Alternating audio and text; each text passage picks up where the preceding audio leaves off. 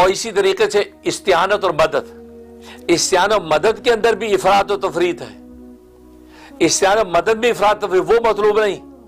ایاک نعبد و ایاک نستعین، استعانت بھی افراط کیا ہے؟ استعانت افراط یہ کہ ہر چیز کو بھی مؤثر بذات سمجھتا ہے۔ آسمان کے ستارے ہیں، فلکیات کا نظام ہے، ہیئت کا نظام ہے، اس کو مؤثر بذات سمجھتا ہے۔ یار یہ ستارے، یہ نجوم کا پورا نظام جو ہے، یہ فلکیات کا، یہ انسانی زندگی کے اندر تاثیر رکھتا ہے، مؤثر ہے۔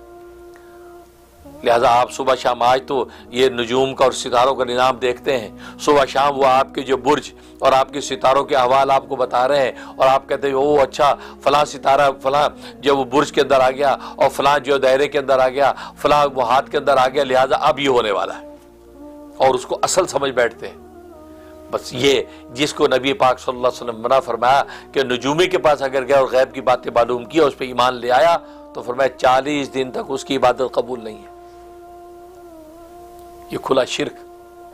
تو کہنے کا مقصد، اب دیکھو استعانت کے اندر وہ چیزیں جو اللہ تبارک و تعالیٰ کی مخلوق تھی، اور اس کے اندر اللہ تبارک و تعالیٰ اثر تو رکھا، لیکن مؤثر بذات وہ نہیں ہے، مؤثر بذات اللہ کی شان تھی، آپ نے اسی کو مؤثر بذات سمجھ کے اسی سے مدد مانگنا شروع کر دی۔ اور اسی طریقے سے یہ ہندو کراڑ مورتیوں کے سامنے رکھ کے اسی سے مدد مانگ رہے ہیں۔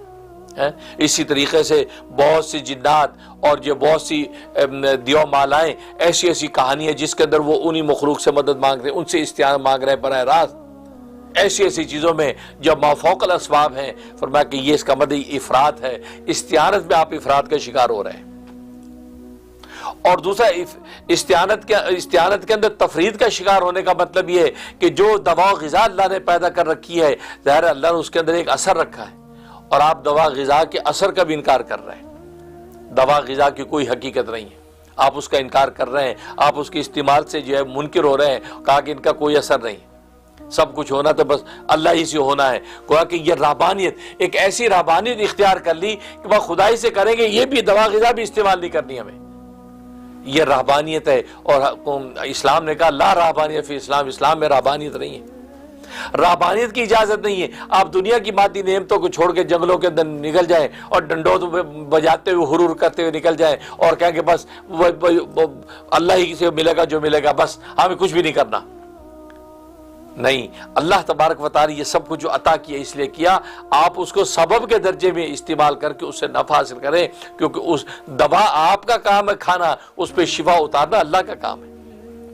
یہ اقتدار اللہ تبارک و تعالیٰ کس کو عطا کرتے ہیں؟ اس مسلمان کو عطا کرتے ہیں، اسلام کی برکت سے عطا کرتے ہیں، کیونکہ اسلام کے اندر صراط مستقیم کے علاوہ جتنے بھی راستے ہیں اس کے اندر افراط و تفرید کا شکار ہو کر انسان گمراہی میں گرتا ہے۔ اس لیے استعانت کے اندر یہ تفرید ہے، مدد طلب کرنے کے اندر یہ تفرید ہے۔ تو معلوم یہ ہوا کہ افراط و تفرید اس کی اجازت نہیں ہے۔ گویا کہ افراط استعانت کے اندر یوں ہو جاتا ہے کہ ما فوق الاسباب جو چیزیں ہیں ان کے اندر بھی وہ اللہ کے غیر سے مدد مانگنے لگتا ہے، اور ادھر تفرید یہ ہوتی ہے کہ ما تحت الاسباب جو چیزیں ہیں ان کی مدد کا بھی انکار کر دیتا ہے۔ تو یہ مقصود نہیں